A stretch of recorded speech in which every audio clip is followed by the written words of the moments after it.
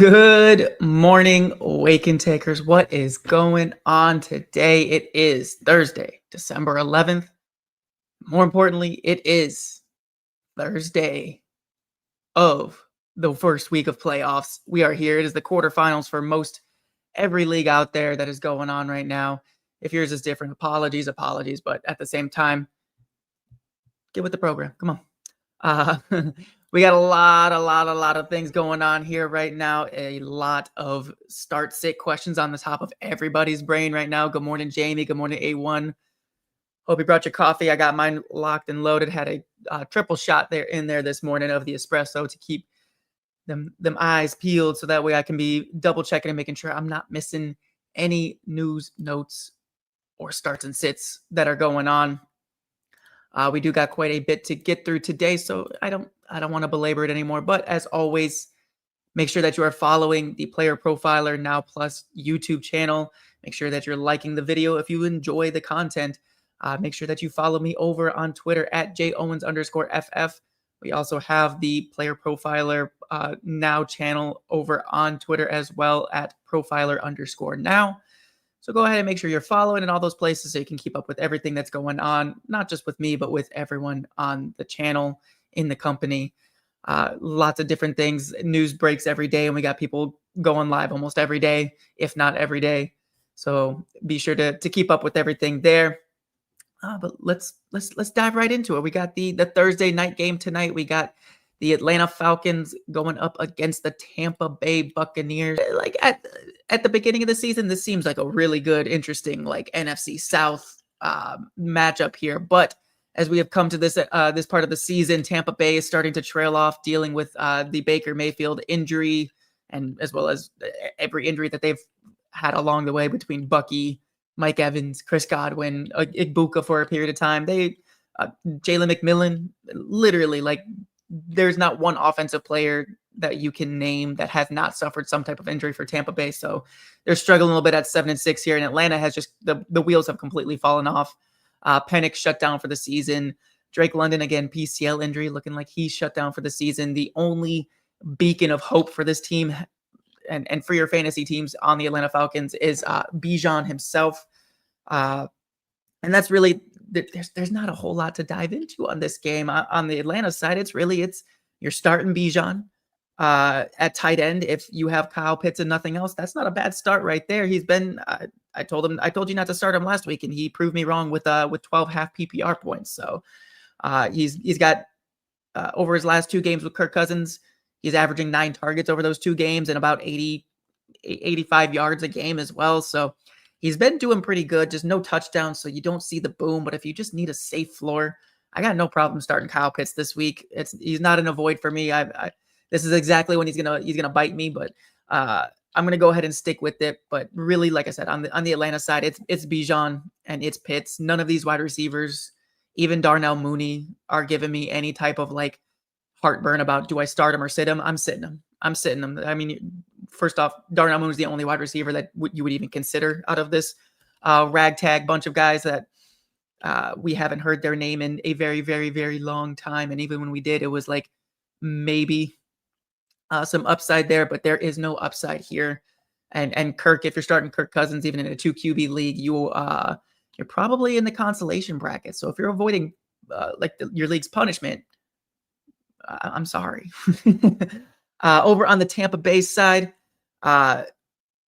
we know that Baker's been dealing with injury. We know that it's been tough sledding, and he's been devoid of weapons, even with the Igbuka breakout. Igbuka was pretty much the only thing that he had going. He's had Tez Johnson pop up here and there, but he's finally looking like he's getting a healthy core back now. We got Mike Evans playing tonight. Is Jalen McMillan suiting up tonight? I know that he was maybe. McMillan is still questionable to make his debut. So not saying to ever start Jalen McMillan coming off the neck injury in the first game back, but Mike Evans is really the interesting one here. It was a broken collarbone, so it's not like it's a muscle injury where he's got to build back the strength into it. It's in the shoulder. So I've gone through the collarbone injury. I know that it's sore, but at the same time, it's not one of those muscle injuries where you're having to be afraid of repolling, restraining something. So I don't really have a problem starting Mike Evans. I think you can go ahead. Like, he's always been Baker's favorite target, obviously outside of the injury when Ibuka took over. But I think Mike Evans is, if you got him, you go ahead and you toss him right back in there as like a wide receiver 2, wide receiver 3 type option. I don't think it's a bad play. I don't think that he's getting like eased in. I mean, Tampa's fighting for their life right now. They're neck and neck with Carolina. So this isn't, oh, maybe he's out, maybe he's done. But the matchup doesn't scare me. Mike Evans is Baker's consistent number 1 target. So I think that you plug your nose, you dive right in, and you just hope that it's a full set of snaps for Evans tonight. And then hopefully the lesser coverage helps Ibuka as well get back on track, because he has been struggling. There's lots of tweets and stats flying out there about catchable targets, and that all stems back to Baker and his injury that we know. But I think it's also been just flow. Like, Baker started off in a flow even when Mike Evans went down, even when Chris Godwin was down, when it was Ibuka and Tez. There were still good games from Baker in there. So I think he just has to get back into a comfortable flow to keep the game in front of him. And I think with Bucky, Evans, Godwin, and Ibuka back, I think we can see it, as long as the injury isn't more serious than what he's letting on. So I think you can go ahead. Like, Baker's a fringy start for me. Like, he's not someone that I'm auto locking in right now, just because of how much he has been struggling. Again, 4 games in a row under 200 passing yards, and only past 4 games. So he's averaging 1 touchdown and under 200 yards a game in the past 4. So tough to really trust Baker for the upside in your first round of the playoffs. But I understand, if there's no one else out there, you got to do what you got to do, and there's worse you could do. So like I said, Baker's more of a fringy start for me. Bucky locked in. Evans, I would go for. Ibuka, I would still trust and talk. We'll talk about Ibuka later, because I'm still worried about him. And that is really it. So not a whole lot of fantasy relevance here in the Thursday night game. You are checking your lineups, and if you're in the championship bracket and you see anyone, it's probably going to be a Bijan, or if the Bucky manager was able to get him in a trade or was able to survive, you'll see Bucky in there. But really, a lot of these guys are going to be in the consolation bracket. Woo, we got the chat popping off this morning. Let me catch up here. MV Prof, good morning. Good morning. Welcome back. Welcome back. Jonathan, I'll get to your question here in a second. Good morning. Welcome back. Paul Vo, welcome in. We got Country Boy Jazz, welcome. Alex, good morning. Good morning. Leo, good morning. Hudson, happy Hudson. And Fantasy Condo, good morning, y'all. Let's get to it. I'll go ahead and jump into these questions here from the chat before we get or rolling too far along here.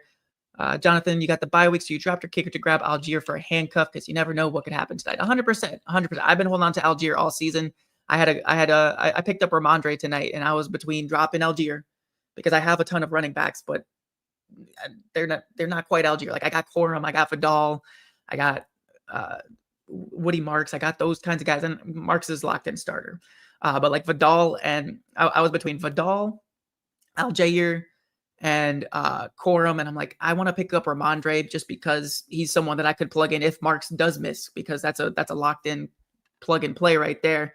And I wasn't sure if I should drop one of the running backs, and I ended up dropping DJ Moore. DJ Moore, should have probably dropped him a long time ago, but my wide receiver core is very thin right now, but that's okay, because I got the running backs, and I'd rather hold on to Algier in case, like you said, anything happens tonight. So don't mind that. Jamie, good morning. Good morning. Evans and Ibuka will split 30 plus points. I would love to see that. Country Boy Jazz coming to you here. Start 3, 1 for the flex. Trey, Scary Terry, Chris Olave, Diggs, or Jennings. I like Scary Terry a lot this week. I think Olave is kind of locked in with just the volume that he's been getting. I do like the Diggs matchup, but I probably lean Jennings over Diggs, just because we've seen New England do the spread the ball around type situation. And also weather could be a factor in that game. So I think I would bench Diggs out of those 4 there, but it's really, really close between Diggs and Jennings. I think Terry and Olave are 2 locked in, and then between Diggs and Jennings, it's really close, but I'm leaning Jennings this week. Leo, good morning. Good morning. You need 1 for standard, need 3 of 6. Oh Lord. We got Devin Neal, Emeka Egbuka, Chris Rodriguez, Tet Walker, or Tracy, and tight end Ferguson or Fannin. If it's just standard, I probably go Fannin because I think he's got more yardage upside and more touchdown upside than Ferguson right now. Ferguson has always been a PPR monster, but outside of that, the yardage has been kind of hit or miss as of late. So I'd probably go Fannin for the tight end just to get that question out the way there. And then for standard, I would go, Walker's locked in for me for sure. I think Tet McMillan's locked in as well, just for yardage sake. So that's 2. And then we got a third one. I probably still go with Buka. I love what Devin Neal did, but him being on the injury report right now kind of makes it tough for me to trust him. I don't trust Chris Rodriguez for anything, to be honest with you, even in a pretty decent matchup. And Tyrone Tracy coming off the injury, I don't fully trust him yet. So I'd probably stick with Walker, Tet, and Egbuka as my 3 for a standard, just because it's standard. If they're, maybe PPR, I'll throw in Tracy over in Egbuka, but I'm not 100% on that one there. Let's see here, Paul. We got our. I love. I know every time I see Paul, I know I got a dynasty question coming for me here. Would I trade Egbuka for Judkins and a late first in dynasty? I on to Egbuka because we saw the breakout happen. Yes, he's in a slump, but that's very much injury related, and we know for a fact that Evans and Godwin might be around for a little bit longer, but we know that Evans is this is probably the last season for Evans, if not one more year. So I would hold on to the young stud wide receiver. I do like Judkins, but the direction of that team is very questionable. And a late first doesn't move the needle enough for me to come off the young wide receiver. Alex, hey, I snuck in there. I can't believe I snuck in there. That team, I was like, oh crap, that team's. Oh, 1 second. Apologies there. Had to do a little cough screwy, but yeah, no, I can't believe I snuck in there at the very end of the Wake and Take best ball playoff spots, man. Oh, that's the number 1. I was feeling confident in Wake and Take 1. Wake and Take number 2. I will be 100%. I snuck in by the skin of my teeth. But that's the joy of best ball. You never know. You never the seasonal best ball. This is my first year doing like a true, not like just a pod or anything like that, where it's like head to head best ball. And I've really enjoyed it. So I appreciate you guys for making that a fun league there. But let's go ahead. Let's jump into the news. We got some injuries to catch up on, and I deleted all my injury news. Oh, the show sheet fell apart on me here. But number 1 on my list here is going to be the New York Jets quarterback situation. We know that we were told Wednesday would kind of be an indicator of what we were looking for. And on Wednesday, both Fields and Tyrod Taylor did not practice. So what that is telling me, and what it sounds like AG has been saying, and it seems like we're getting another week of Brady Cook, which is very, very concerning. Obviously, we saw him flounder in his filling in, hopefully with a week of prep for him to actually go in. It's a little bit better if they can go ahead and script around him and build the game plan around getting the ball in Breece Hall's hands. That will help. But I got a feeling that this Jacksonville defense, they are kind of cooking right now. Right now, they're kind of feeling themselves. So it's going to be a very long day for the New York Jets. And I fear for if this holds and it is Brady Cook starting, I'm not touching a single New York Jet, even Breece Hall, but we'll get to that later. We had some concussion players that we're keeping eyes on. CeeDee Lamb being the probably the most important one that we're looking at here, being a top 5 guy and all. He did get in a limited practice on Wednesday. Obviously, there are still steps for him to progress, but the fact that he is doing at least limited participation in practice at this point of the week is promising. Everything is trending towards CeeDee Lamb playing, but you still got to be very aware and very keep an eye on it. They are the Sunday night game, so if you were able to stash Ryan Flanoy as the CeeDee Lamb manager, that's probably your best deal or best option right there. Because if we do get the surprise late like Sunday afternoon, Sunday evening notification that Lamb will not play because he did not pass the final steps, you can just plug Flournoy right in because there's not a whole lot in these games outside of that. Between the Minnesota and Dallas game and the Miami-Pittsburgh game, there's not really a lot of wide receivers that I would like to pick up and play in that pinch of a situation. So plan ahead with your CD Lamb teams. If you, like I said, if you can scoop Flournoy, scoop him. If he passed through the waiver, scoop him up so that way you have someone to go just in case. But it does seem like Lamb is on track to play. So just like I said, keep an eye out. Limited practices are good, but not the end-all be-all of making it back on the field. The other concussion that we're keeping an eye on was T. Higgins, who is actually taking part in practice as well as a limited participant on Wednesday. So that is a little bit more promising. It's going to be tougher for T to clear the concussion protocol because he's got less time. He played he played Sunday and he's playing on Sunday again, whereas CD entered the concussion protocol last Thursday and he gets until Sunday night. So CD gets a little bit of extra time here compared to T. So this is another one. This is the one where I would lean more towards him sitting this week. So if you haven't already had your contingency plan in place for T. Higgins, get it back in place. I don't know if I'm really looking at Yoshivas. I feel like there's got to be hopefully something better out there. But if you need like a last second pivot, Yoshivas isn't bad, but he's going to be touchdown, boom, or bust for you here. Trying to think here. Trey Benson. Sorry, guys. I'm going to be full transparency. My injury notes, they be in my show sheet. So kind of just going through my brain as I made these. Trey Benson's window did in fact close. He was not able to return in his 3-week IR window. So we are stuck here with the three-headed monster of Bam Knight, Amari DiMarcado, who looks like he's coming back, and Michael Carter. I think Bam Knight continues to be the safest floor option that we have here. But this week, I don't really want to trust any of them. If DiMarcado plays, you can go ahead and throw a hope and a prayer at that dartboard with DiMarcado and just hope for the long touchdown because the usage doesn't say that there's going to be anything like consistent there. So just beware of Arizona this week. They are going up against Houston, and Trey Benson, again, his window closed. Marvin Harrison Jr. did not participate on Wednesday, still dealing with that heel injury. So, I mean, it's kind of like, obviously it's only a Wednesday practice, but the fact that this is an injury that's carrying over from last week, the fact that there's no Wednesday practice is still concerning. He's still got a couple days, but it is trending towards Marv being out and another week of Michael Wilson Megatron level performances.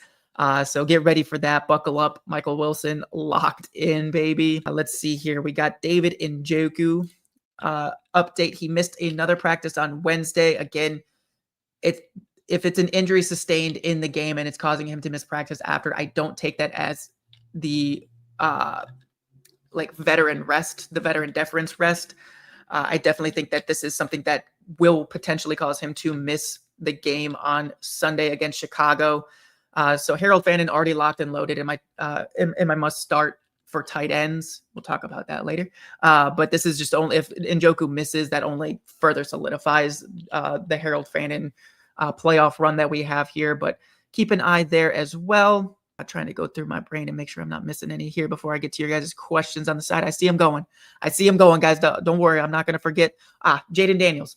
Jaden Daniels was officially confirmed as out for Sunday. We do get Marcus Mariota, and we talked about this on Tuesday, where I think that's it's one, the right move, and two, I would definitely prefer this as a fantasy manager of any Washington Commander, because we saw last week Daniels come in, he got thrown around a little bit, and then Mariota had to come in, and just there was no flow, there was no game plan, there was no whatever, and it just looked bad. Whereas we saw Mariota when Daniels was still recovering, and we saw some cohesiveness, some like a plan. So I definitely think that this is better for the fantasy outcome of all Washington Commanders, especially in a good matchup against the New York Giants. Both teams are pretty much out of this, so they're just kind of playing for. So I think that having a firm answer at this stage is good for the Washington Commanders. Let's see here. Trying to think of who else is on the injury report. I think that might be the big ins that I can think of. If there's anything that I missed, guys, please let me know so I can go back to it. Devon Achane Devon Achane, the Monday Night Football game. No update that I have seen actually with them being the Monday night game. I'll keep an eye to see if anything comes across my noties here. But for right now, Achane still pushing to play himself. Will they rest him? We do not know. So just keep an eye on those reports. Again, it's a Monday night game. So if you do have Achane and you can scoop Jalen Wright, if that waiver claim, no one picked him up because they figured Achane was going to play, go scoop him just in case as the Achane owner. You would much rather have that than have to scramble and try to maybe pick up a Caleb Johnson, Ollie Gordon situation. So prepare yourself for the worst. Hopefully you can just go ahead and hear that Achane is good and drop right and pick up someone else. All right. That is the news right there. I appreciate you guys for being patient with me on that one. Let's go ahead and jump back into these chat questions. We got them flying. Leo, the Steelers or the Chiefs defense? Chiefs are playing the banged up Chargers right now, and then the Steelers are up against. For upside's sake, I'm going with the Steelers. They still, again, they're getting after the quarterback. They are very good at sacking the quarterback, and Tua is very bad at awareness in general. So I think for the upside, I would 100% go with the situation. Kansas City is so wishy-washy, whereas I'm sorry, not Kansas City. The Chargers are so wishy-washy on offense that you never know if you're going to get just an absolute 5 touchdown performance out of Justin Herbert, or it's going to they're going to put up 0 points. So I would rather go with the upside, and we know that Tua is prone to turn the ball over. Your biggest fear starting the Pittsburgh Steelers is that Achane puts up 303 on the ground. I'm not terribly scared of Tua in that situation, so I'm going Steelers here. And Jason would be so proud of the old Flournoy hype. I know. He's proud. It's so funny because last week when Flournoy went off, I was saying I don't care because there was a whole Pickens knee calf situation. It was like, oh, let's play Flournoy just as a backup, and I was like, no, don't even bother with Flournoy, and then he blows up. So here we are, full circle. Jordan Love. The name, can't do the name, man. I'm sorry. You got a second choice and a flex for PPR. We got Christian Watson, DK Metcalf, Mike Evans, Sutton, Pittman, and Wilson. Michael Wilson. If it's Michael Wilson, locked and loaded. If it's Garrett Wilson, that's actually someone that I need to check on because I saw that he might be. Either way, if Garrett Wilson does play, the answer is still no there. But Michael Wilson, 100%, especially in full PPR. The dude's averaging 10 catches. With no Marvin Harrison Jr. So Michael Wilson is 1,000,000% locked into that. And then I'm probably going Christian Watson. The matchup says no, but I have a hard time saying, that second one's tough because I really like the flow that Christian Watson's been in. He's been consistent. He's been crushing it. It's risky, but I stick Christian Watson. I would go Michael Wilson as an absolute locked and loaded there, and then I'd probably go Christian Watson. Metcalf would probably be my second, where I'm I have maybe some confidence in starting Metcalf, but I don't have confidence in Pittsburgh doing it 2 weeks in a row, pushing the ball downfield. So I go Wilson Watson on this one here. Way faster with an interesting question. We got Juwan Jennings or Jettas. I'm going Jettas. I get it. He's been bad with McCarthy at quarterback, but it's the Dallas Cowboys. If there's anyone that can just get the ball into his hands and do something crazy with it against the Cowboys, it's Jettas. I'm sticking with it. He's not locked in. He's not absolutely Juwan Jennings. I'm sticking with Jettas in this one here. Leo just coming with him, coming at me all day. Full PPR, sit one of these guys. Quentin Johnston, Christian Watson, BTJ, or Sutton. At tight end, Likely or Warren. I'm going to do the tight end because I feel I don't even care if it's Phillip Rivers. I'm starting Likely over Warren right now. I'm terrified of someone like a 44-year-old Phillip Rivers coming in and being able to do anything against Seattle. Whereas Likely is going up against the Cincinnati Bengals. The matchup for that one is key for me. So I'm going Likely over Warren. As crazy as that sounds, Likely over Warren for me. And then the full PPR, we got sit one out of Huge, Watson, Thomas Jr., or Sutton. This one's a bit tougher. This one is a bit tougher. I got to sit one of these guys. I'm really struggling on this one because all of these guys are a little bit risky. I probably sit Brian Thomas. Um, Thomas or Sutton is really the question here because this is tough. This is tough. The matchup is good for Brian Thomas, and the matchup is bad for Sutton. Thomas, full PPR, I probably sit Brian Thomas. If it was half PPR and you wanted, like, if you need a big boom, like if you need like 80 yards and a touchdown or like 100 plus and a touchdown, like you absolutely, like, you don't care about the floor, you need the ceiling. I would go BTJ over Sutton. If you just need a floor, Sutton's gonna get his targets. He's gonna get his catches. He's gonna get his receptions. He's gonna get his yards. He's gonna be right. He's gonna have a good floor. Whereas BTJ's floor is non-existent, especially in a game that they could just run ETN a million times over. So if you need floor, Sutton over BTJ, I would sit BTJ if you need floor. If you need ceiling, I would sit Sutton. There it is.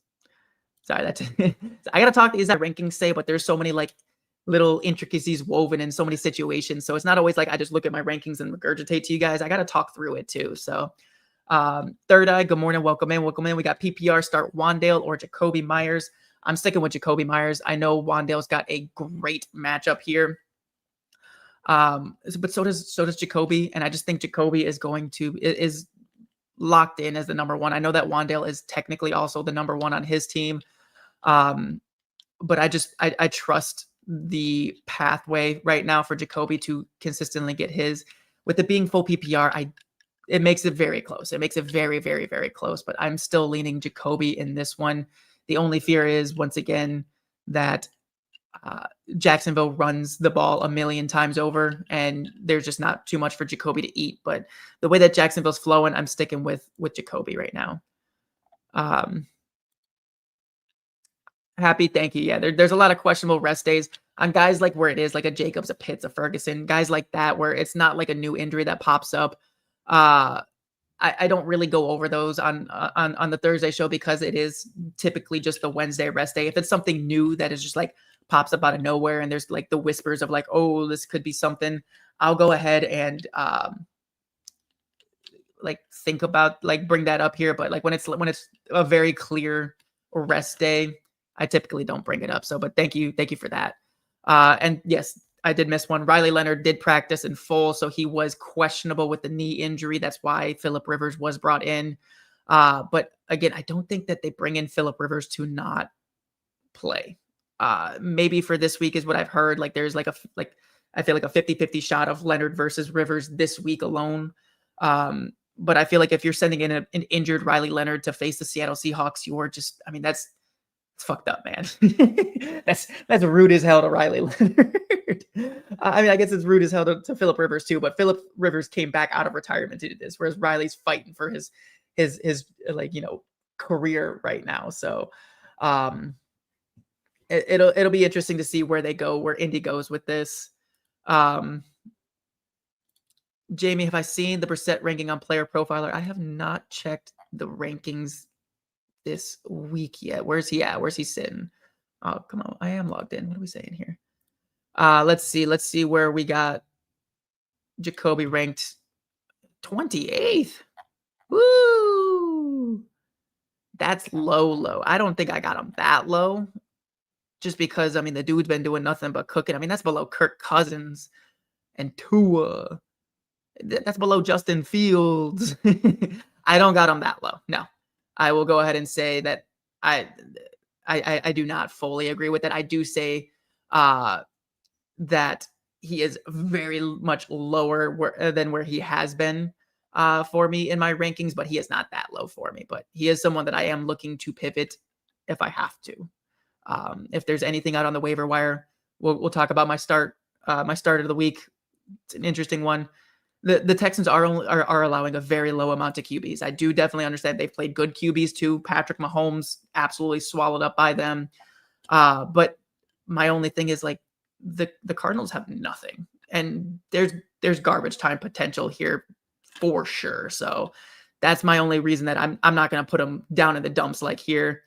And hey, Jamie, no spoilers, no spoilers. Third eye, am I active on X for Q&A? Absolutely. My regular posts have slowed down quite a bit. I obviously holiday season. I got 2 little ones, so my normal free flow of thoughts and ideas aren't as abundant right now over on Twitter. But still, go ahead, toss me a follow over there at @jowens _FF down here at the bottom as well. If you want to go ahead and toss me a follow there, if you post to me there, if you send me an @ I will go ahead and reply every single time, and I will always be posting my rankings. I usually try to get them out Sunday or Saturday night, Sunday morning, where I will post my final top 12 QBs and tight ends and defenses, and then my top 24 running backs and wide receivers. So feel free to hit me up over there, and I will always do my best to get back as quickly as possible. And Jamie, you're good. I'm just messing with you. But yeah, so I mean, I feel like I caught up. The chat is on fire. Like, whoo,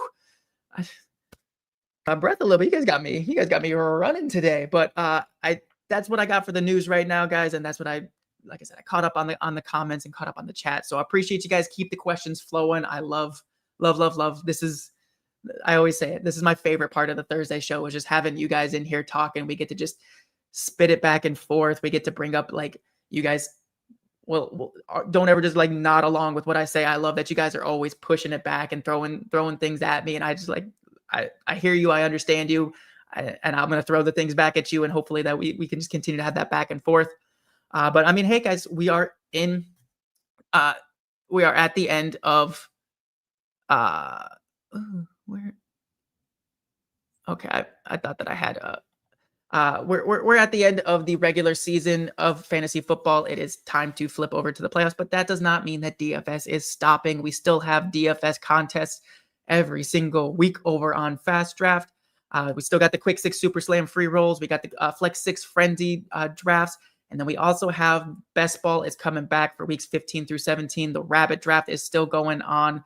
It probably closes today if I had to take a guess. Let me take a peek ski there. I thought I had a Rabbit promo, but I do not have one locked and loaded over here, so apologies for that. But as always, that's where I've been doing all my DFS. Yes, Rabbit is still open, about 67% filled right now. So go ahead and jump into the Rabbit over on Fast Draft. Again, it's where I've been doing my DFS. It's where I've put a lot of my best ball drafts this year as well. If it's your first time depositing to jump into some Rabbits, go ahead and get some extras in there by using code JOwensFF. Your first deposit is a $50 deposit match.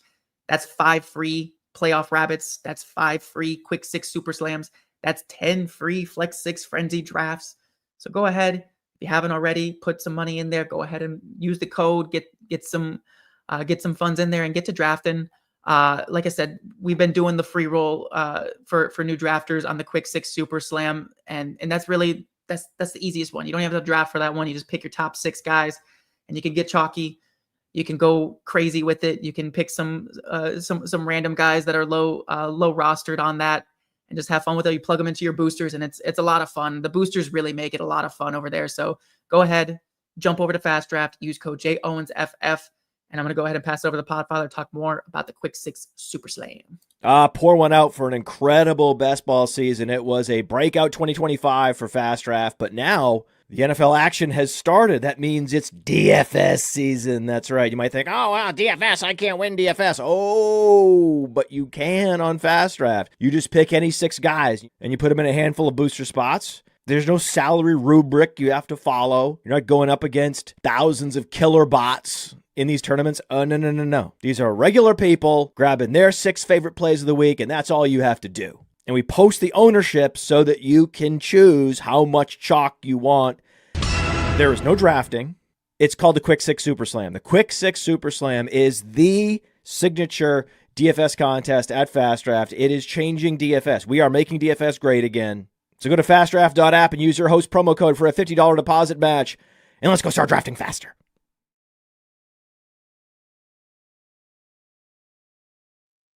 And again, draft season's not over yet. It's come back for the revival at the end here. So go ahead, jump in if you want to do your Quick 6, your DFS weekly drafts. Do those if you want your Quick 6 Super Slams. go ahead and pick your top 6 guys and move the boosters around. And if you do want to do some fantasy playoff best ball, jump into the rabbit again. 67% full, playoff start today. So go ahead and jump in there. Again, code JOwensFF gets you a $50 deposit match there. And with that, guys, I know that we've already been fielding a ton of start sit questions, and I love it. I love it. Keep them coming. Keep them coming. Week 14 matchups. What am I doing here? You would think it's a Monday with how I'm acting. Apologies, guys. That is the wrong logo. So we're gonna keep it here just with the base logo, and we'll keep it rolling. Apologies for that. Let's see here. We're gonna go pop up here. We got Third Eye coming back again. Let's do it. May or Baker this week. It's Drake, May. How are you going to go away from the man? I get it. Tough matchup, but that hasn't stopped him before. He spreads the ball around so much that defenses can't key in, and he's got mobility. He's been, unstoppable as of late, so I don't know how you turn away from Drake May. He's QB4 in points per game. When's the last time that he's had a game? He's been a QB1 every single week minus week 9 and week 5 and week 1. But outside of that, he's been a QB1. He's been extremely consistent. So, I'm sticking with Drake May, especially with how much Baker has been struggling. I get back in there. Jimmy, good morning. Good morning. Welcome in. Appreciate you stopping by. Any chance for Bill to get going again? Highly doubtful. He had his opportunity and he has fully lost it to Chris Rodriguez. I know that we saw McNichols' usage go down and Bill's go up, but it's not enough for me to even consider Bill. It's a 3-headed monster at best, and it's kind of just turning into Chris Rodriguez's show and then mixing in the other two on passing downs. And that's not enough for me to feel confident in any way, shape, or form there. Leo, you got one more for me here. No worries. Half PPR, tight end, Bowers or Strange Bowers. I know that it's been tough, but guess what the game plan is for a backup quarterback? It is who is your number one target, and then you pepper them. So I think Bowers is going to be perfectly fine here. And then we got one of 3 of Evans, Watson, or Burden. And last but not least, we got a running back question as well. We'll get to that in a second here. We got Evans, Watson, or Burden. I'm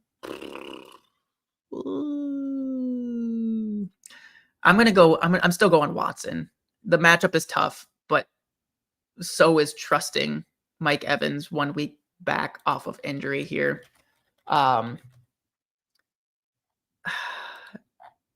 I do like tossing Evans back in there, and I do think that Watson is a little bit risky to get shut down this week, but I don't think it's enough for me to put Evans over Watson right now. I think they're very, very close to each other. I think that that's really tough. They're really neck and neck with me because Watson's been on fire. Watson's been a very big target for Jordan Love. And again, Evans is just coming back. I do like tossing him back out there, but they're really very much in the same situation here. I think that Evans might have a safer floor. So if you do want to go for a floor play, I would lean Evans there. Burden's not even on my radar. It's between Evans and Watson out of those 3 for me. But I think if you're going for full ceiling, I would probably go Watson because he's got the big play hit ability. And if you need floor, I think Evans is going to get a good amount of targets tonight. So I would go that. And then running back, you need one Pollard, Corum, or Rodriguez. Gross. Oh, God. Oh, no. That is terrible. I think Corum's not on my radar this week just because of the matchup. If he does blow up again, it's going to be on blind efficiency, and I'm not banking on that. So it's really between Rodriguez and Pollard. I know Pollard had the blow up game. I probably go Pollard. I'm going to go Pollard. I think that we might have seen a turning of the tide last week, and obviously they won last week. So I'm gonna stick with Pollard on that one there. Alex, what am I wrong about? I see you say I'm wrong. What did I say this time? um, Jimmy, what's up with Tootin? He has the fumbles, and he was already kind of like in preseason dealing with the fumbles, and that was a big situation. So the fact that he has not been able to carve out a meaningful role and then got effectively benched early last week after a fumble, not happening. LaQuint Allen has been getting more snaps on him compared to him, if not the same amount of snaps. So it's ETN, ETN, ETN. Jamie, we got start 2 from you here. Hurts, Dart, or Stafford. Definitely going with Stafford. Stafford locked and loaded. And then between Dart and Hurts is actually interesting. Hurts does get Vegas, and I think that's a get right type of game. They're clearly like flailing right now. I'm gonna go with Hurts. Hurts at home against Vegas. I like Dart. I like the matchup for Dart, but I think I just got to stick with Hurts there. So Hurts and Stafford for me would be my two that I'm going to. Stafford is going to put up stupid numbers this week, and I'm a Lions fan, and I'm saying that. Maybe it's because I'm a Lions fan. Leo, May or Dak? May. That one's easy for me. I feel like I don't gotta dig too much into that after going in on May earlier. May is just consistent. He can do it with across the field. He can do it with his legs, and I'm not afraid of the matchup here. A Wines, good morning. Good morning. We need 2 wide receivers and a flex, and we have Waddle, Rice, Tet, Olave, and Judkins. Waddle, I'm 100% starting. Rice, I'm 100% starting. So there's the 2 wide receivers right there. So with the flex between McMillan, Olave, and Judkins, that's where we get interesting. Who is Cleveland playing? Where is Cleveland? Cleveland against Chicago. I don't hate that for Judkins. It's probably the highest floor would probably be Judkins. Nola and Carolina play each other. I think for safety, I would go with Judkins as my flex in that situation. Yeah, I would go Judkins in that situation as a safety play. I love Tedero McMillan, but we've seen the bipolar play from Bryce Young, where sometimes he just doesn't look like an NFL quarterback, and then other times he's putting up 400 yards. So to combat against that, I would 100% go Judkins. And I know Olave's been consistent. He did have the down week last week, but he is still going to be consistent. But I think Judkins has the same level of consistency, and the matchup isn't scaring me away there. So I would go with Waddle, Rice, Judkins for the 3 there. Bada Bag Edits. Good morning. Good morning. Welcome in. We got Bucks or Bears D. I'm going with the Bears there. Bears have been doing a good job on defense, and they've been playing takeaway like crazy. And I think with Shador Sanders being back there, that is where I would go, just because I think there's a high chance of interceptions to be had. So that's where I'm going here. I know Tampa's probably going to be okay against Atlanta, but I just feel like the upside of Chicago is much better here. MB Prof, we got Knicks or Purdy. You're done with Knicks, especially versus Green Bay. You're starting Purdy at home versus Tennessee instead. Please don't say start Knicks over Purdy. They're really close for me, to be honest. I would go with Purdy over Knicks at this point. I told you I would come back to you. I knew I remembered that we were talking about this on Tuesday, and I do think that I got Purdy over Knicks right now, just because, like you said, Knicks has been so all over the place. It hasn't been consistent, especially with the touchdown slowing down for Knicks. You haven't gotten the return that you want. I still think that he's going to be a very like QB 15, 16 type of guy. So he's not going to absolutely destroy you, in my opinion.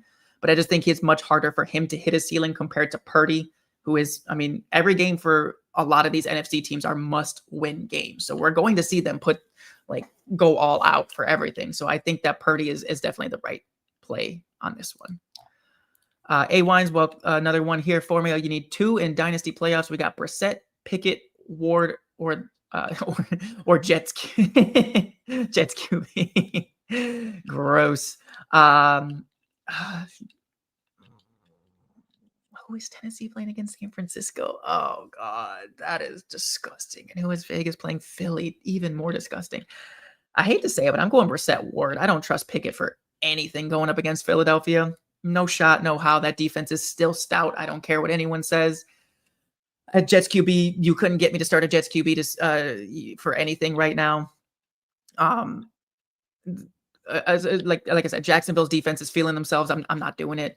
So I'm going Brissett even in the tough matchup. I gotta stick with him because I wouldn't be able to live with my live with my fantasy decisions if I benched Brissett and he put up a decent score and I started a Jets quarterback. So I'd go Ward and Brissett in this situation here. That's a tough one though. That's a tough spot to be in. Leo, Chicago, or San Fran defense. I would. Oh, that's a good one. I probably still I go Chicago for the upside again. I think San Francisco is going to be fine. I think San Francisco can also have a big week, but I'm also just not as afraid of the San Francisco defense as I am the Chicago defense right now. So I'm going to go ahead and go with Chicago. Will we ever trust Pearsall? Not this season. Not this season. Leo, Chris Rodriguez, or Devin Neal. Obviously, this is fully dependent on Devin Neal coming back, being healthy, and Alvin Kamara's health. If it's Devin Neal's backfield once again, I'll go Devin Neal. If Kamara's sitting and Devin is a full participant in practice and is feeling good, I'm going Devin. If there's an inkling that Kamara plays, or if Devin is banged up, I'm going to go with Chris Rodriguez. But if it's fully like same situation as last week, where it's Devin Neal only, Devin Neal's my pick there. Andy Mint, Tyler Warner, Harold Fannin for me. I think we got that question a little bit earlier too, and it's Fannin for me. I'm terrified of Tyler Warren this week, and if he blows up, he blows up. But the ceiling or the floor is 0 for Warren right now, and I think Fannin is locked in for a good game here. MV Prof, you benched him once this season. It was a 40+ game, so he's going off this week. Let me go ahead and adjust my rankings for that. Thank you for the heads up here. Jamie, Lamar, or May? Lamar did have the good game last week, but I'm sticking with Drake May. Drake May's just been wildly consistent, and he's got a very similar ceiling to Lamar this season right now. I like the matchup for Lamar. I have no problem starting Lamar, but if it's between the two of them, it's Drake May for me pretty easily. You guys got me sweating here, man. Whoo! I'm going to go ahead and jump into my starts and sits of the week. I feel like I've already talked about a lot of these guys, but going to go ahead and just go through it as normal. Please keep the questions flowing. I will stop and go with them as well. But my QB start of the week is, if it would pop up, Marcus Mariota. He is the QB 13 right now, but he is confirmed the starter. I love the matchup. I think that he's going, like we've seen him have good weeks with his legs, with his arm. He's got Terry. He's got Debo back. He's missing Zach Ertz, so that is a big piece of big target for this offense. But he's ranked right now as a QB 13, and I think that he is going to be a top 10, top 9 quarterback this week. I really like the spot. I really like when the team is able to plan around him, what they've done with him. And I definitely think that he's going to go out and he's going to put up a very good fantasy week. Last week, I'm going to chalk it up to the fact that it was just the game plan was all over the place. Daniel's getting injured, tossed around. The team just never seems settled. I think that we see a completely different story here on Sunday with Marcus Mariota, and that is where I am going. I'm going to go ahead and give you guys a bonus QB start.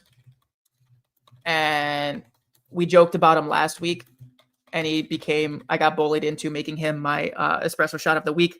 But I think a bonus QB start is JT McCarthy. He's ranked right now as a QB 17, and it's not going to be pretty. It's not going to be fun to watch. Even against this Dallas defense, it's not going to be exciting football, in my opinion. He threw two touchdowns to the backup tight end last week, so it won't be pretty. But if there is chances for broken plays for Addison and Justin Jefferson to have here, it's going to come against Dallas. So I think that we're going to see McCarthy. He's playing for his life right now. He's playing for his career right now. And QB 17 just feels a little bit low. I'd probably have him closer to like the QB 13 range in my own personal rankings. So that's where I'm going. I feel like he's not getting like noticeably better, but I think just the matchup says that you go ahead and start a guy like this, especially with the weapons he has, because it's not like he has to make the plays happen. He just has to get the ball in his playmaker's hands type situation. Uh, Jamie, is Phillip Rivers not a good bonus start? No, not against Seattle, at least. Maybe next week in a softer matchup, but right now, not a shot. Not a shot unless I am truly, truly desperate in a 2 QB league. And then my QB sit of the week. And again, guys, when I'm doing these start sits, especially at these like onesie positions, I'm looking for like fringy guys that I would say this isn't really a full sit. Like I'm not gonna say like I'm not gonna go say like pick up JJ McCarthy and start him over Jared Goff, but I am gonna say temper your expectations for Jared Goff. This defense is very good. I know that the over under is absurd. It's like a 55-point over under, and I know that we're like Detroit's playing for their life, and obviously they're gonna have to do it in the air to do something to keep up with the LA Rams this week. But I am very nervous about Jared Goff against this Rams defense. The Rams defense is good at creating pressure, and we have seen Goff crumble under pressure a lot this year. He's always struggled more under pressure than he has with a clean pocket, obviously, but just like very noticeably.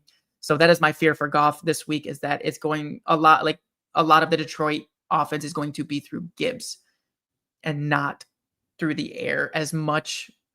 So that is my fear here with Goff, with a tough defense, a defense that creates pressure, and an offensive line that is kind of crumbling and falling apart. I have fears for Jared Goff. I don't know if it's a full fade where I'm saying if you do got another option, I would go ahead and consider it over Goff this week.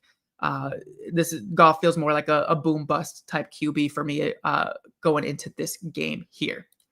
I'm going to go ahead before I get to the running backs. Let's pop over to here. A. Wines, Judy, Corum, or Likely at flex.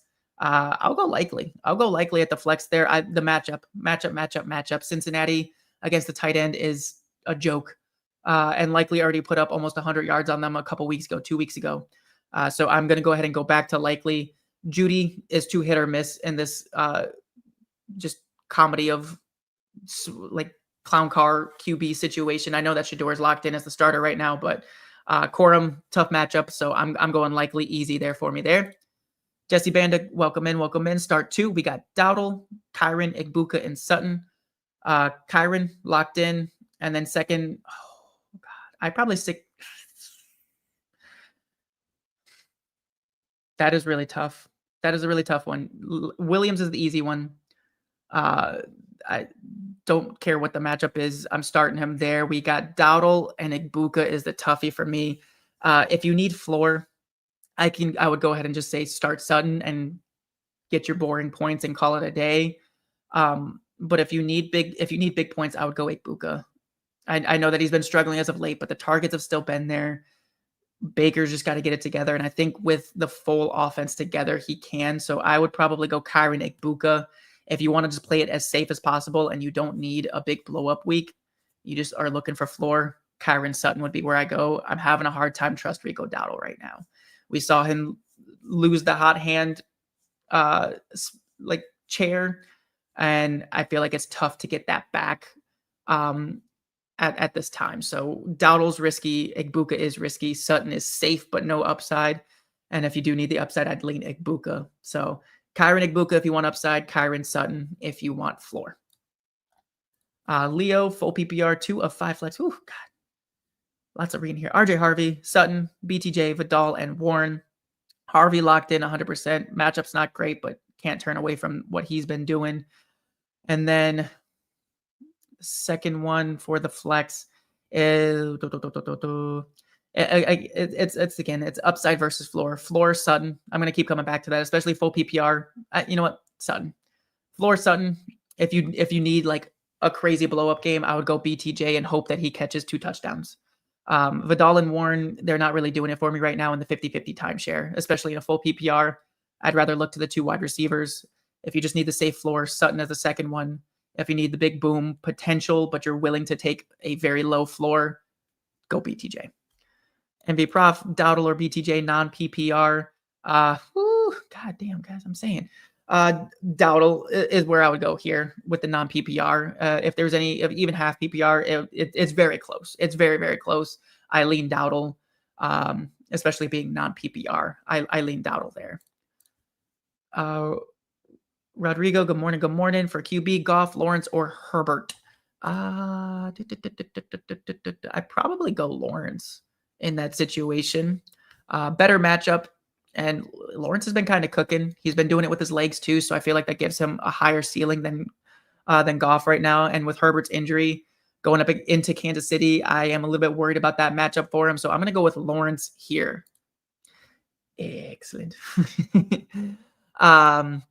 Let's go ahead and move on to the running backs because we are pushing an hour already, guys. Woo! Running back start. It feels crazy. I got Ramondre Stevenson. He is the RB38 right now on the Fantasy Pros rankings, but we saw him come back. He's had 2 weeks back now. First week was heavily dominated by Travion Henderson, understandably so. But in week 13 before the bye, he was at a 60% snap share. He completely lost the train of thought there. Ramondre Stevenson, 60% of the snap share in week 13 before the bye for New England. And it was a pretty even split in terms of opportunities. We had 50, not pretty even. It was exactly even, 15 for Henderson, 15 for Stevenson. And the matchup is good. I know that Buffalo did have a better week last week against the run game, but I do believe that they are still very susceptible to the running back position. So I think that both Henderson and Ramondre are good plays this week. And Ramondre being all the way down at running back 38, it makes sense because the upside isn't fully there. He does have big bust potential, but to have him over guys or below guys like a Blake Corum, in my opinion, is a little bit crazy. I would much rather have Ramondre up in the high end RB. He's going to get volume, at least 50% of the volume here, and I do think that it is a good matchup for the New England running backs in general.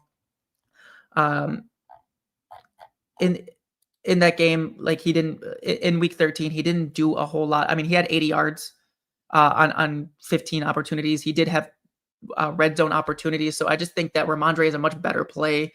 And if you are very thin at running back, I would not be afraid of turning to Ramondre this week. MV Prof, would I start Ramondre over Hendo? No. I still think that Henderson is going to, I mean, it's at least going to be 50-50. I don't think that Ramondre is going to take back over as like a 65% guy. Hendo's going back to 35. I think that they're going to be very close to 50-50, at worst 55-45.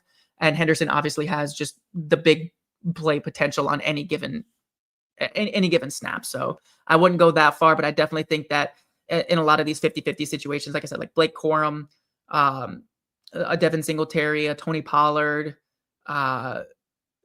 the Washington running backs, the New York running backs, the Minnesota running backs, like I would probably start Ramondre over all of those guys. So that's where I lean right there. Leo, Dart, or Dak? Ooh, that's a good one. I'm going to go with Dart. They're really, really close. They're very, very close for me here. So, but I'm leaning Dart just because I know that they're telling him to not run as much, but the matchup is good in the air. And if he does run, I think it's going to be beneficial. We'll see how Dak comes out and responds after last week, but I think Dart is the way to go for fantasy this week. Rodrigo, we got PPR, Watson, Godwin, or Hubbard. You need one wide receiver and a flex. Watson is my locked-in wide receiver for those two. And for the flex and a full PPR, Hubbard's going to be your upside play in full PPR. Godwin is going to be a safe floor. If you need a safe floor, that's not even true because Godwin could have nothing, man. I'm going to go Watson, Hubbard. I talked myself out of it. I talked myself out of the safety of whatever. I'm going to have some conviction here. Watson and Hubbard would be what I do there. G Santos, good morning. Thank you so much for the donation there. Appreciate you as always. Good morning. We got a PPR flex question. We got Dowdle, Chuba, Jawan Jennings, or Hendy. I'm going to go Henderson. I love the matchup for both of these running backs here in New England.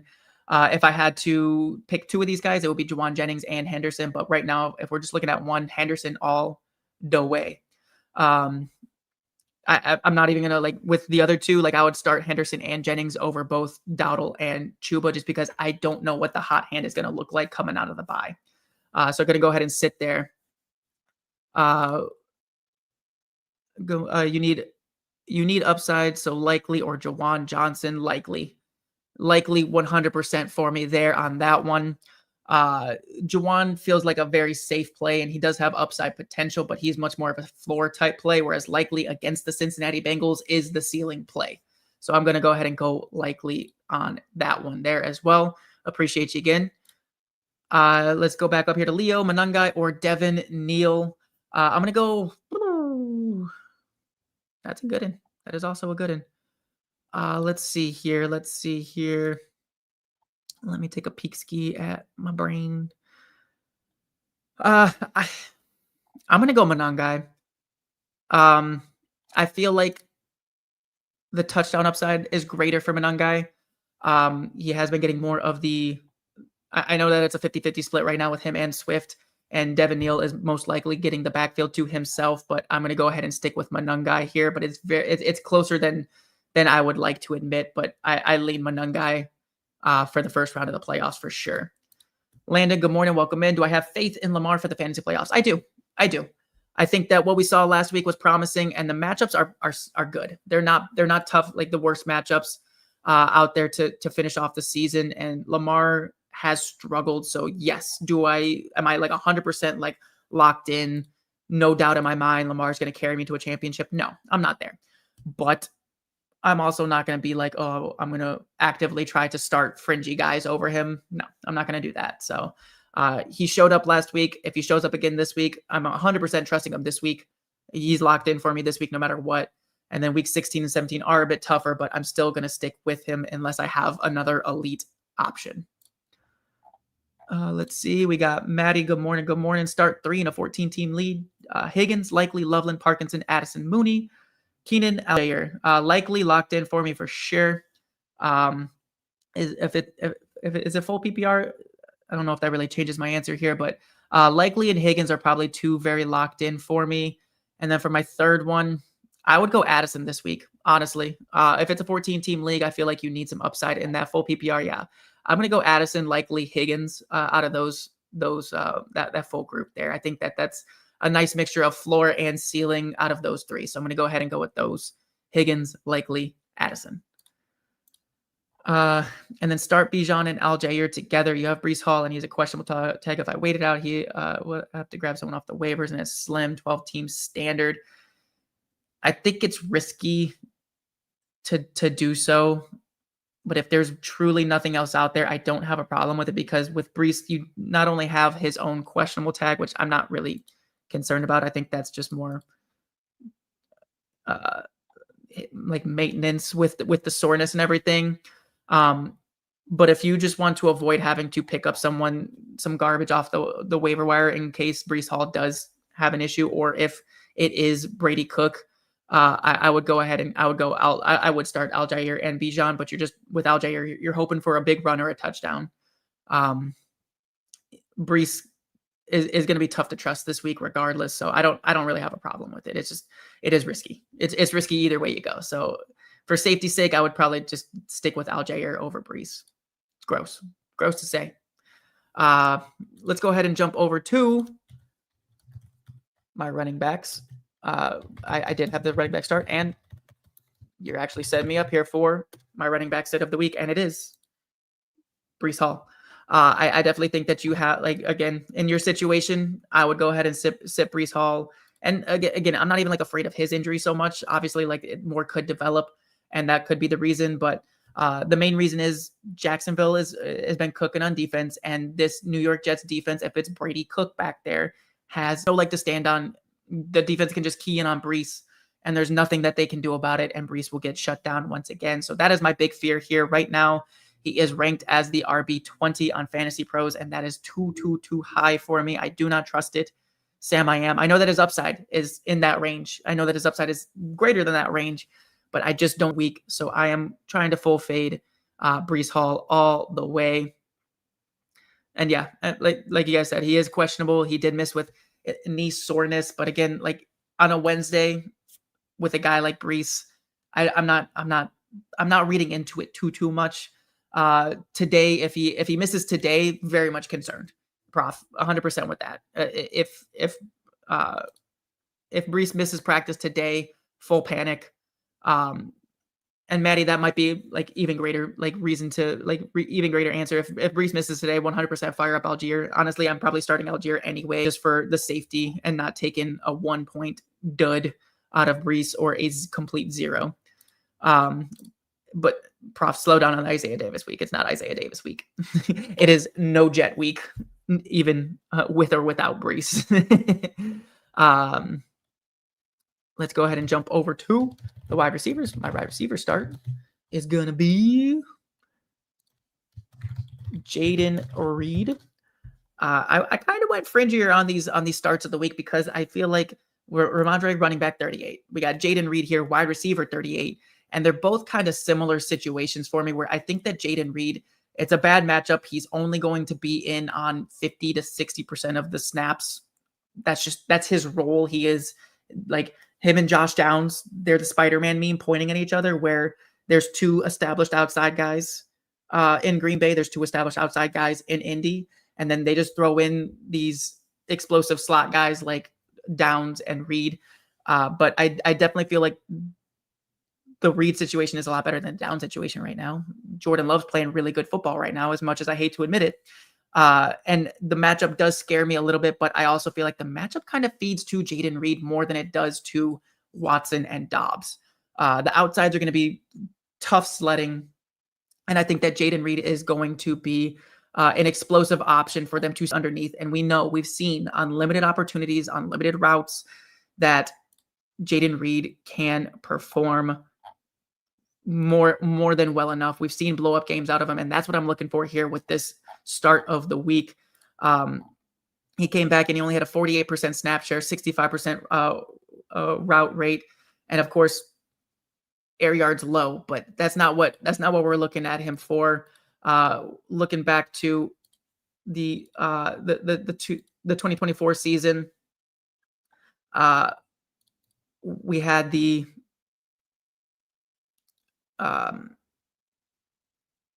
holy cow, I completely just lost my train of thought there. But looking back at 2024 season, where Jaden Reed did play a full complement of snaps, he was one of the most not consistent, but like one of the locked in targets for Jordan Love. And like he had the blow up games where, yes, he did have low games, but he also had just he never really topped like 6 targets. He topped 8.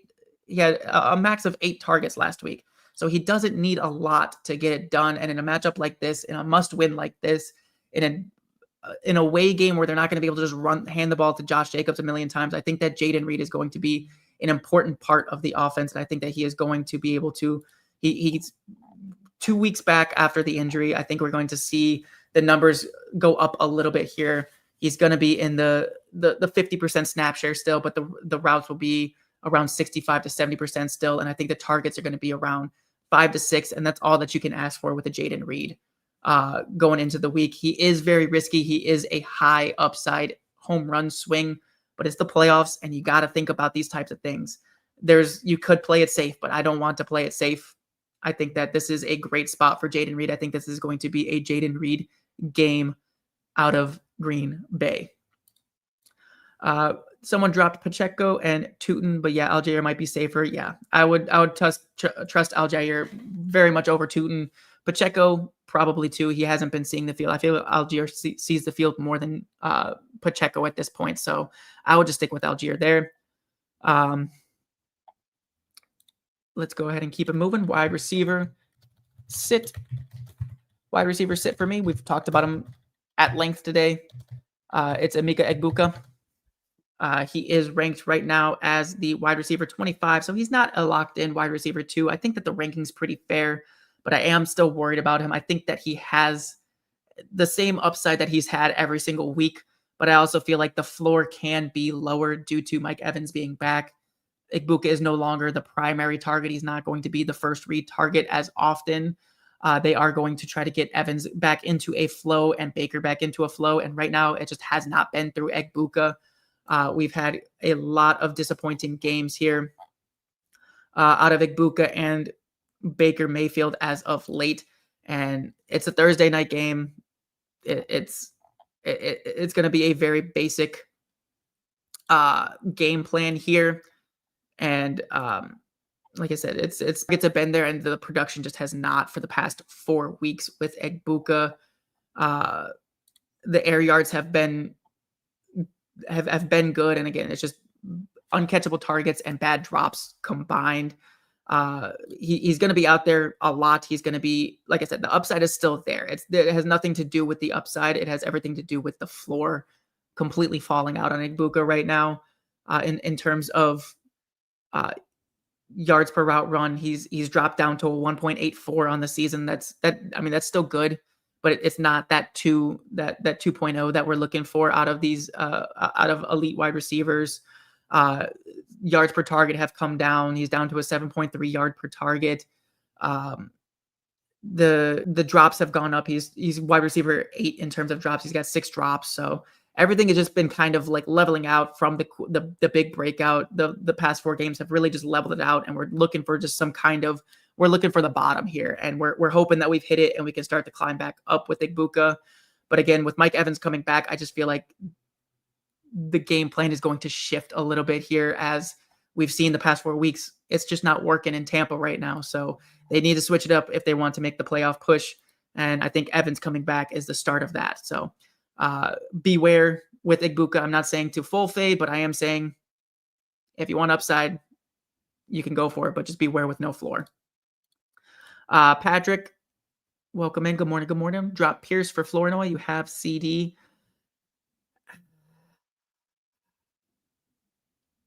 Is there no other? I feel like that's a tough one because I do feel like CD plays. Obviously, I don't mind the backup option here, especially with the turmoil in Indy with who's starting over there. But that's just a tough one. I feel like Pierce is still going to have targets, and Flournoy is a pure handcuff situation. If you do just want to have safety and keep the handcuff situation, go for it. But I probably, if it was my team, I'd probably hold Pierce. And risk it a little bit here. Maddie, you have Egbuka on your line. Other wide receivers are Vele and Addison. In a standard league, I'd probably stick with Egbuka there. If I were to pivot, it would be Addison and just hope for a big play, get the touchdown. So that's where I would go, but I stick with Egbuka here. Prof, even if CD is out, Flournoy is no guarantee. Exactly. We've seen Flournoy with CD have big games. We've seen Flournoy with no CD disappear. So it's not a locked in. It's obviously like a better chance of it. But yeah, I don't think I'm dropping Pierce for Flournoy. But again, if you want that like last second, if you want to like wait and see all the way through the Sunday games on CD, which I think he plays, so I think it's a non-issue. But if you just want to have that parachute, you can go ahead and do that. Let's go ahead and flip over to the tight ends. Tight end start. We've talked about this guy a lot too. Got a lot of questions on him. Isaiah Likely. We saw him 2 weeks ago put up almost 100 yards on the Cincinnati Bengals, and I think he's going to go ahead and do it again and add a tutty to it. Andrews and Likely have been playing the same amount of time. They've been getting very similar amounts of targets, and we just talk about Mark Andrews more because the contract extension, the touchdowns have gone to Andrews more than Likely, but Likely has just been consistently performing well, just has not had the big boom that we've been wanting. I think the big boom's coming this week. It's Cincinnati. Cincinnati is who you target with your tight ends. Like if you are looking for something off the waiver wire and Likely is out there, you go with it. I've even said I would start Isaiah Likely over my tight end sit. We're just going to go ahead and talk about these guys at the same time. Tyler Warren is a fade for me. I understand that Riley Leonard or Phillip Rivers will have a game plan built around them this week. It's not going to be getting tossed in there and thrown to the fray, but I have such a hard time trusting Tyler Warren this week. He is still all the way up at tight end 6 on the week, and the matchup against Seattle isn't the worst for tight ends, but I just think that this offense as a whole is going to be rough. It's in Seattle too. It's not even in Indy. It's not in a dome. It's in Seattle.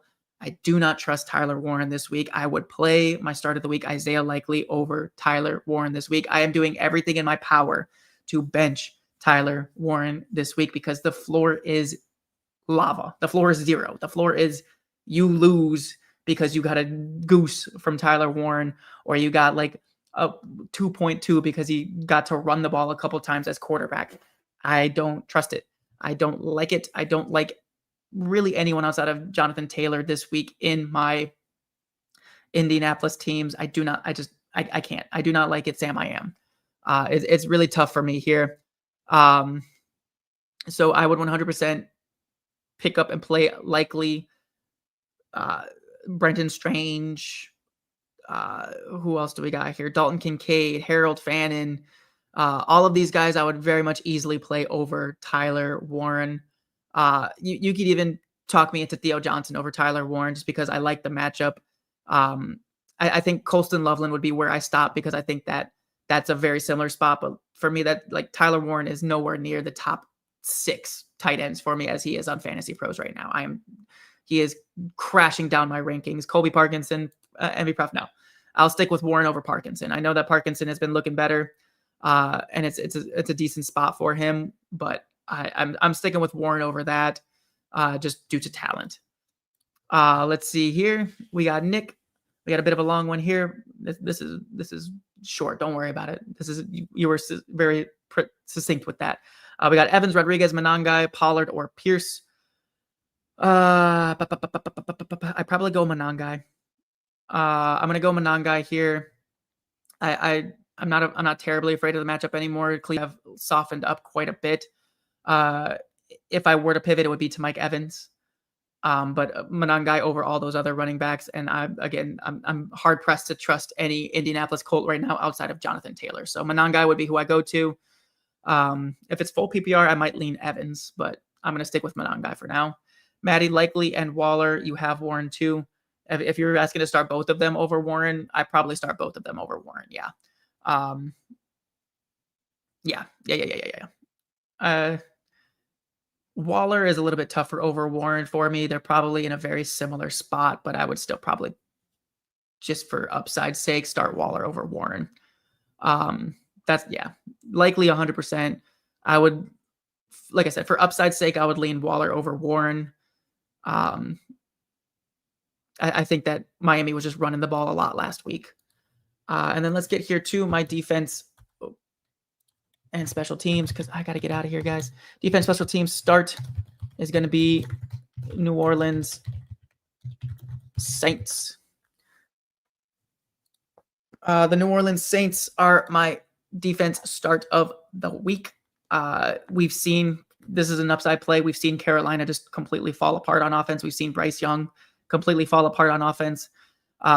Obviously, coming out the bye, I don't fully expect that, but I also did not expect that in a lot of the games that he fell apart in. So New Orleans has been a very solid defense. They're a lot better than people give them credit for, mostly because they've been losing so much. But I think that's just a holistic team failure, not the defense's fault altogether. It's a division game. It's a game where they get to play spoiler. And again, I think the Saints are a better defense. I think that they're a good upside play here because Carolina can just crumble. We can see 4 interceptions here. We can see a touchdown from the New Orleans defense. It's all in the realm of possibilities, and it's not like difficult to picture that. So that is who I am going with.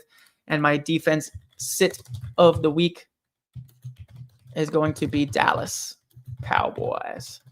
Cowboys defense has been better. I do like the way that they've responded, and I get it. They're going up against 9, who, again, he's not looking much better. He threw 3 touchdowns last week, so it looked better. But I definitely think that this defense is not really.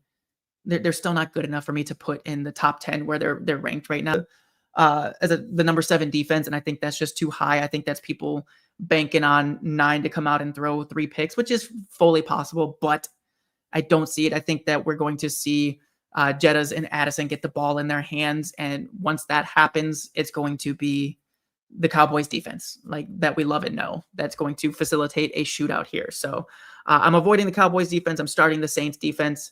MV Prof, Saints or Bears? Bears for me. I really like the Bears defense. They're a very high up option for me. Going up against a rookie quarterback at home. And they've just been creating turnovers left and right. Like, that's a team that is creating consistently turnovers. I'm going to go with the Bears here. Maddie, we got Saints over Browns is the question. I would probably do that. I think that the run game for Chicago is going to get leaned on heavily, and we've seen Cleveland again get much softer against the run. And these two running backs, we've seen them tear up the Eagles defense. So I would go ahead and for upside again. I didn't prepare an espresso shot this week, guys. Apologies. It's been a little bit hectic for me outside of this world, this bubble. So I don't got an espresso shot that I would feel confident in giving you guys. And I don't want to go ahead and mislead anybody while we're in the playoffs without a well thought out and researched take here. MV Prof, yep.